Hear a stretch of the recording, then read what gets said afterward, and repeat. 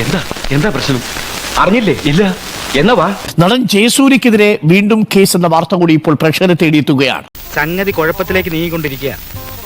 എന്റെ latest photo സഹിതം വാർത്ത പത്രത്തിൽ വന്നിട്ടുണ്ട്. നോക്ക്. തൊടുപുഴയിലെ ലൊക്കേഷനിൽ വെച്ച് നടിക്ക് നേരെ ലൈംഗിക അതിക്രമം നടത്തി എന്നാണ് കേസ്. ഞാൻ എന്റെ ജാതകം ഒന്ന് നോക്കിച്ചാലോ എന്ന് ആലോചിക്കായിരുന്നു. എന്തിന്? ഈ മാനഹാനും ദ്രവ്യനഷ്ടം എത്ര കാലം കൂടി ഉണ്ടെന്ന് അറിയാനാ.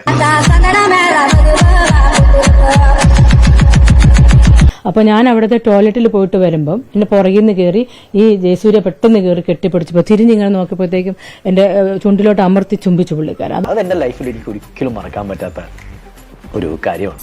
ഇതൊക്കെ ശ്രദ്ധിക്കുന്നുണ്ടാണ്. അല്ല, ഇപ്പൊ പെമ്പിളേറെ നോക്കിയാൽ തന്നെ കേസാ, ജാമ്യം വരെ കിട്ടില്ല. പോയേ കയ്യിന്ന് പോയി. തിരുവനന്തപുരം സ്വദേശിയായ കരമന സ്വദേശിയായ ആദ്യം ജൂനിയർ ആർട്ടിസ്റ്റ് ആയിരുന്ന ആ നടിയുടെ വെളിപ്പെടുത്തലിന്റെ പശ്ചാത്തലത്തിലും അതിനുശേഷം SIT ടീം അംഗമായ ഐശ്വര്യ ഡോങ്ലെ ഇവരുടെ മൊഴി എടുത്തിരുന്നു. അതിന്റെ അടിസ്ഥാനത്തിലാണ് ഇന്നിപ്പോൾ കേസ് എടുത്തിരിക്കുന്നത്. പറ്റിപ്പോയോ? ഇത് ഞാൻ എങ്ങനെ നൂരിപ്പോരും എന്റെ ദൈവം. എന്നിട്ട് പറഞ്ഞു, മീനു ഞാൻ ഒരു കാര്യം ചോദിക്കും. എനിക്ക് ഇവിടെ ട്രിവാൻഡ്രത്ത് ഫ്ലാറ്റ് ഉണ്ട്. എനിക്ക് മിനുവിന് ഇൻട്രസ്റ്റഡ് ആണ്.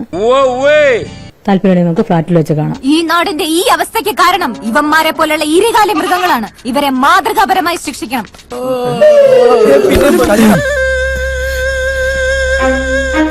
ഞാൻ പെട്ടു.